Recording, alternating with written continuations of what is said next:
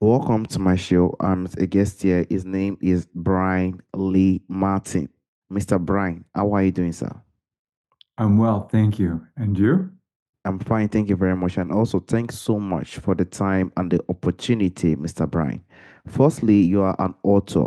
You're also a doctor of ministry and an independent clergy practitioner.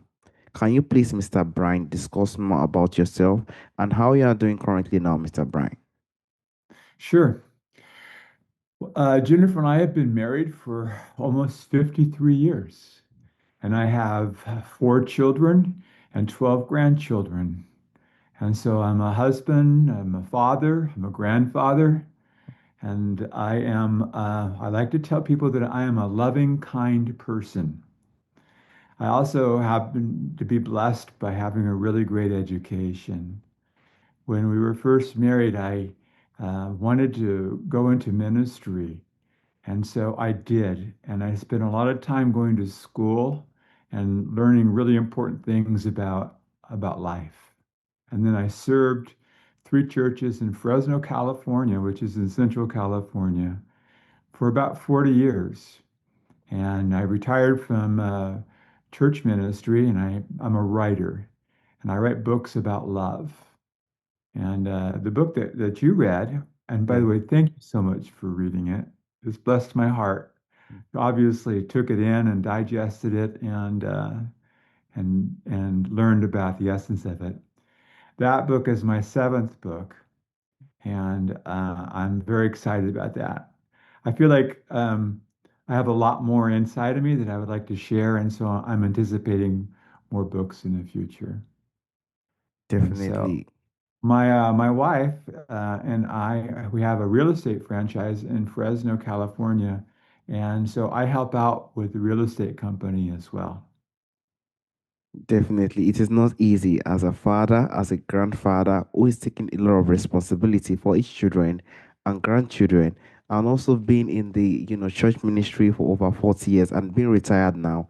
It's so beautiful, and also driving to the point of writing books and impacting the lives of hundreds and thousands of people around there is also beautiful as well. And I would like to also drive to your book, as you said now that this is your seventh book, The Home Model.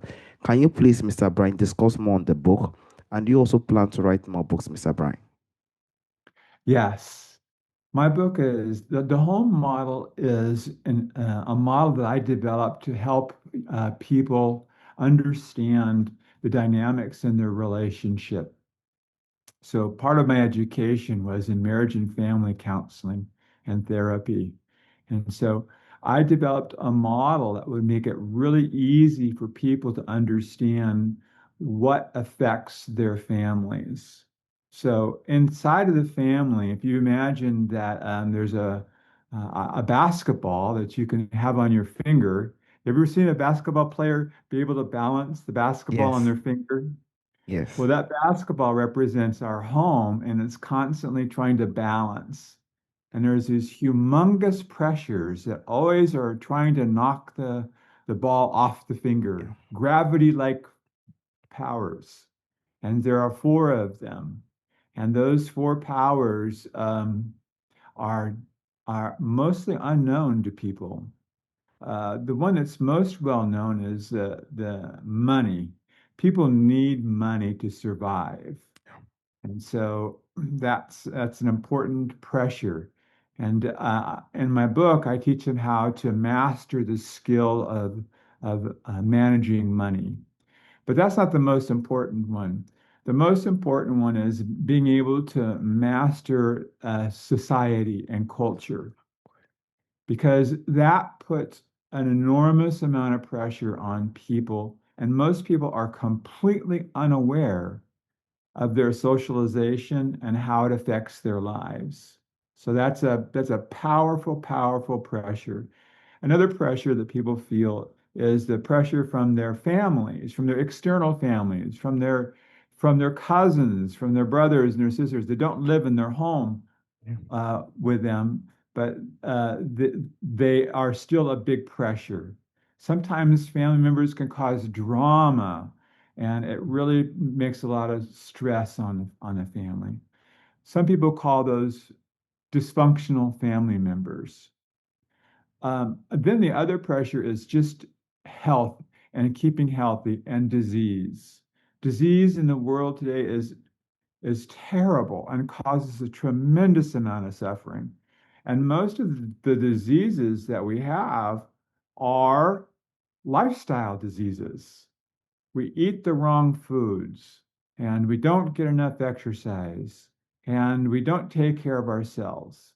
And as a result of that, people get sick, and that puts a lot of pressure on the family. So the antidote, or the way that I teach people to control all that pressure, is with love. And love for me is an acronym. The L in love stands for little things.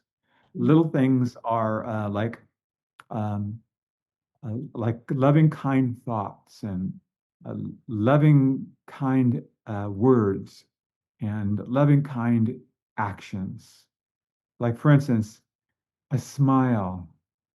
When I smile at you, you smile automatically. Mm. And when you smile, it just sends all kinds of wonderful chemicals into your brain to make you feel good. And that's one of the things that helps. So when we're with our family members is we smile. That's a little thing, but makes a big difference. And there's a lot of little things that we can do.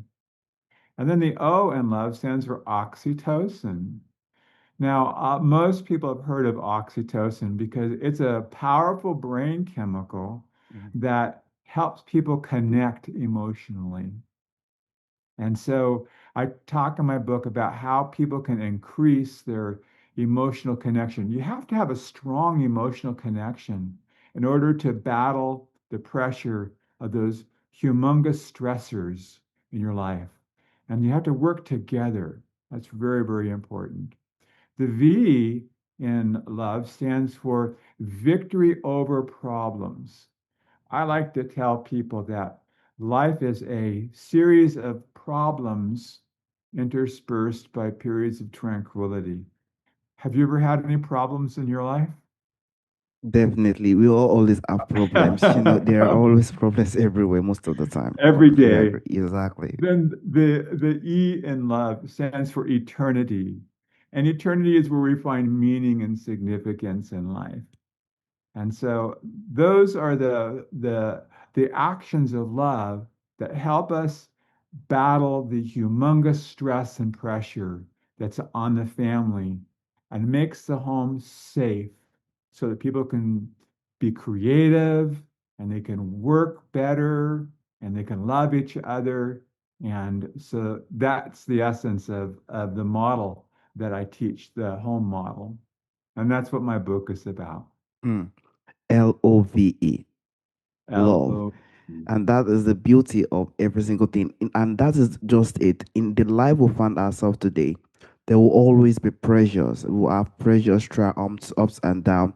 Probably, as you said earlier, from families, from friends, or from the community we find ourselves. And that is why we have to continue to embrace the beauty of the society we find ourselves and building ourselves Exactly. on those areas and helping ourselves with the strategy you said, LOV, and also helping ourselves to be more engaging in one way or the other will also help.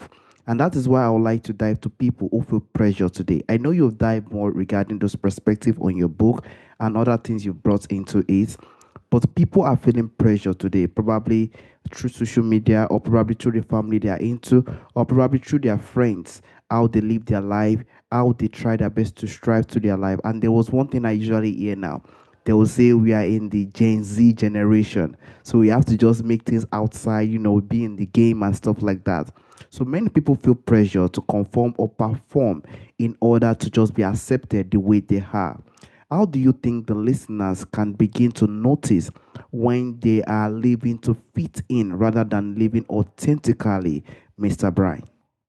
Mm, that's a really great question because socialization happens unconsciously, and people just simply accept the beliefs and the values of their culture or their generation, Yeah. and they want to fit in. And they have forgotten the the tender, loving, nurturing care that most people feel at home. And so they really don't have a need until there's some kind of a crisis that happens. And so when the crisis happens, then they start asking questions, what can they do? What can they do? Can they do? And sometimes they'll go back to their mother or their father and they say, what can I do? I'm having this particular problem. And then that's interesting when that happens because it's the wisdom of the parents. And the parents actually love and care for their children. Mm. And so they can actually experience some more love and care. And so what we need to do is to learn how and to remember our loving, kind nature. And so there's many ways that we can learn that, but usually it happens when there's a crisis that happens. And most people can handle their crisis pretty well. The crisis will come and go. Most crises don't last very long, Yeah. but they can nevertheless, they can return to understanding that they come from a loving, kind home and that loving kindness is what they need to do. Now, there's a lot of things you can do. And in my book, I mentioned 28 different items that people can do to fortify themselves so that they can um, be happier and experience more of this of love that I talk about. But they're little things like I like to go outside and to walk. And when I walk, I like to see all that's around me. Unfortunately, I live in an area where there's mountains and there's parks and there's neighborhoods, and it's safe for me. And I can walk around there and I can notice things. Mm. I have hummingbirds in my backyard. Yeah. Do you know what a hummingbird is? No, I don't A think I know of hummingbird, them.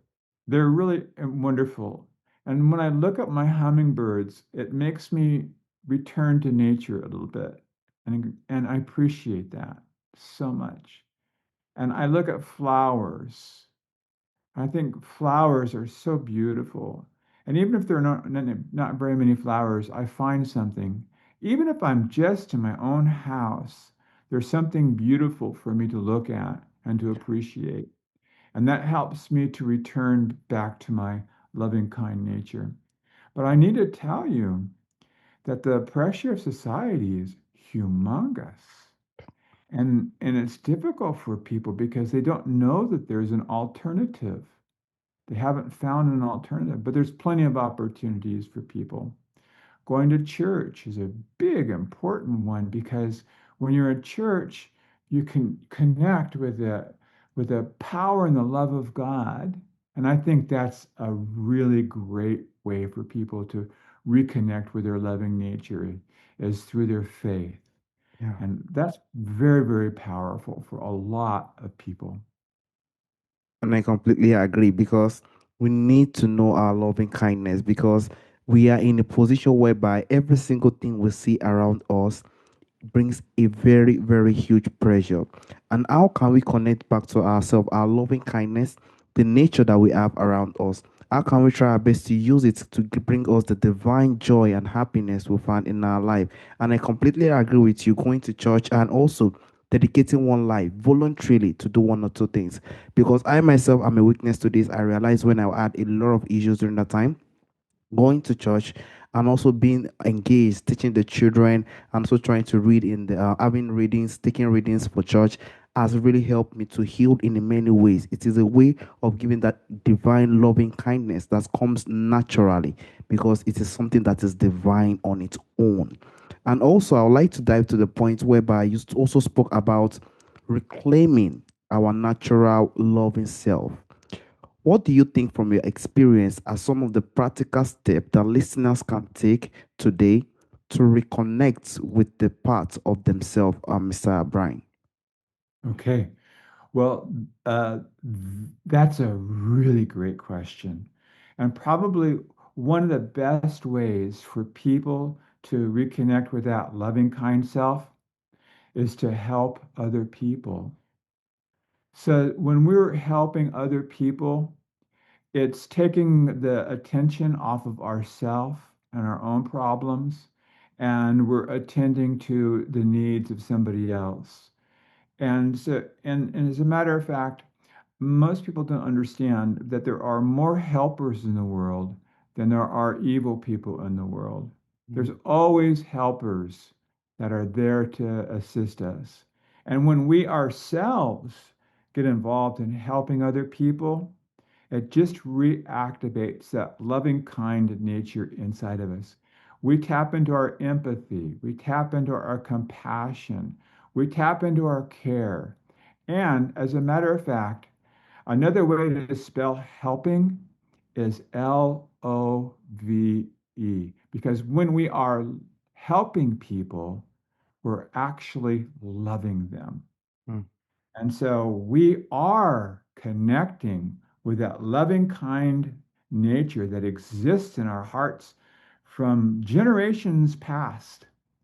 You know, the only reason that you and I are alive today is because of the love that our ancestors had and how it came down, trickled down to us thousands and thousands of generations. And we are blessed today with this miracle life that we have because of our parents, our grandparents, our ancestors. And we, when we're helping other people, we're tapping into that. And it's a beautiful thing to do. And one more thing I want to say about that before you ask me the next question is that we also need to help future generations. mm, And the way that we help future generations is that we continually return to our loving selves and we help the people around us. And that's like a stone that's thrown into a pond that has a ripple effect. And it not only affects us now, but it affects us in the future, affects our generations in the future. And they can be more loving because we are more loving. We can save the world through the power of love. mm. I completely and that shows that what you said from our ancestors are people who have left us. They did what they know they can do. They did the good. They tried their best to make things right, and that is why we are in a position now that we are doing what we are doing. We are being more positive, and it is our job to carry it along to the next generation. It is our turn to make it be of a loving kindness, and that is why I love the perspective you said, helping people. But we definitely have to know that helping people help people to, develop themselves. It brings back that loving kindness because what we do to others, that shows what others do would do to people.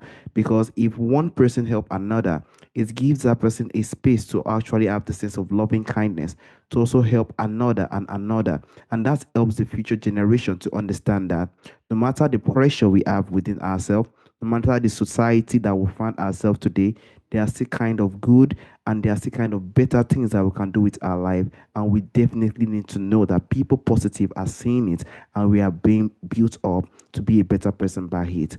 And also, I would like to dive to the point of social norms and staying true to ourselves because they are different things. Living in the social norms are the surrounding we find ourselves, and living authentically with ourselves are also one thing or the other. So, how do you think we can also balance the reality of societal norms with the needs to stay true to ourselves, Mr. Brian? Okay, social reality and socialization is not all bad. There's a Okay. lot of good things that happen in society. Because we live in a society, we have infrastructure, we have mechanisms to keep us safe.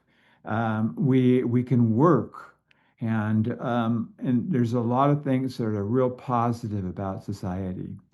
The bad things about society are that we lose control of ourselves, and we abandon um, our loving, kind self in order to fulfill society's needs. And so I have to return to the idea of becoming aware of how powerful society is for better and for worse. And then to use society as a tool so for our betterment. So whatever those things are that we're good at, everybody has gifts and skills and talents. Yeah. Whatever the gift is that you use in your society, in your social reality, take that gift and make sure that you're using it for the good. And then that will help you to use society as a tool for good. So society is good for the good that society does. And society is bad for the bad that society does. But it's only a tool. And here's another thing. This is really fascinating. I think you'll enjoy this. Society only exists in human thinking. If there were no humans in the world, there would be no society. Yeah. Society only exists in the human mind. Nature or love would exist even if there were no humans. Yeah. Even monkeys and animals care for their children, their Definitely. babies. So love would be there. So society is just in our minds. And if we can control our minds, if we can control our thinking, then we can take advantage of the great tool that society is to help us. Thank you so much for this beautiful insight. Society is great. We can have people around us. We can have to develop ourselves in one way or the other, but we have to try to learn to do it in the right way. No matter what we are picking for our life or for our career, we should make sure that this thing we are trying to pick or this thing that we're trying to develop is something that will impact the society we find ourselves in the right way. And I also like what you said. Society is always programmed in our head because even in the beginning of the world, nature will always be there. The flowers, the trees, the birds, every single one of it is still going to be there. And that is why when we have people around us, it is always programmed there. How can I engage in the society? How can I be a part of this kind of society? Now we have to be in a position whereby we need to make sure we choose the right thing and we are doing things the right way because it will help the society and the community at large.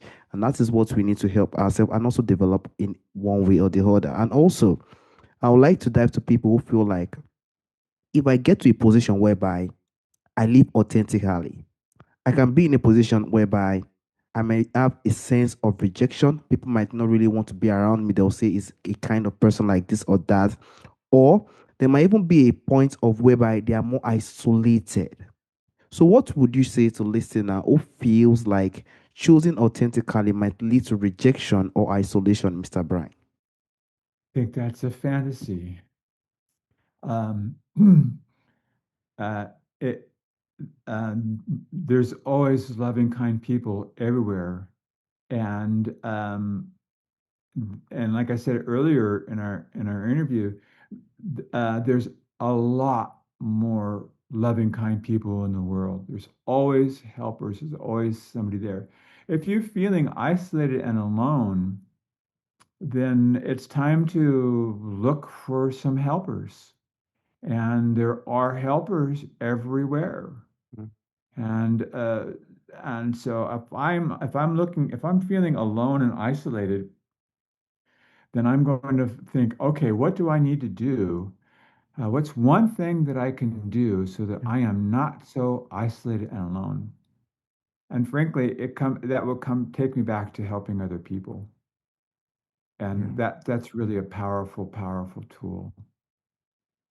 Thank you so much for that tool. Shows that if we help people and we try our best to show the sense of kindness, loving kindness, and attention to people, we'll be in a better position of not staying isolated or not having the sense of rejection. And also, I would like to go back to your book, Beyond Fitting In. If you could take some lesson or one lesson from your book, what do you think it will be? And what do you think you want people to know, or what do you think it should you want it to be about living and fitting into the world we find ourselves today, Mr. Bryan? The one thing is that love is the answer, and love is the most important thing.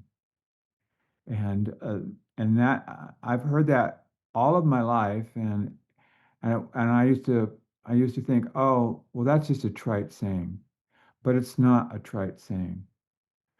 We were born loving, kind people, and when we reconnect with that loving, kind nature, that's the most important thing. And that involves a whole series of events and decisions and actions that you can take. But when love is the most important thing, you're on the right track.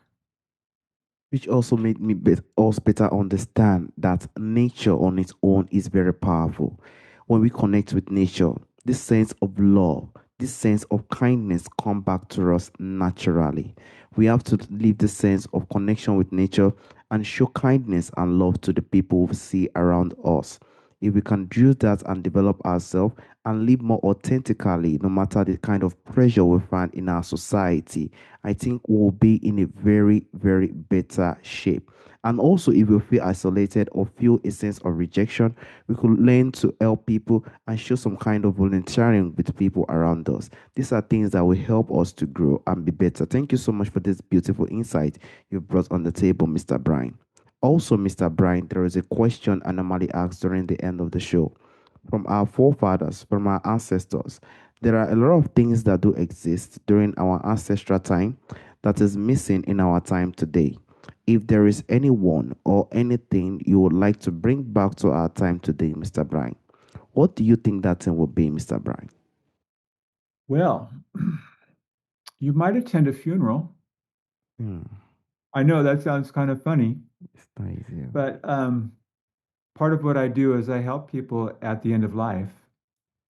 And when I'm with them, I I connect with them in a profound and a meaningful way. And that helps me to restore my thinking and get me back connected to where I need to be.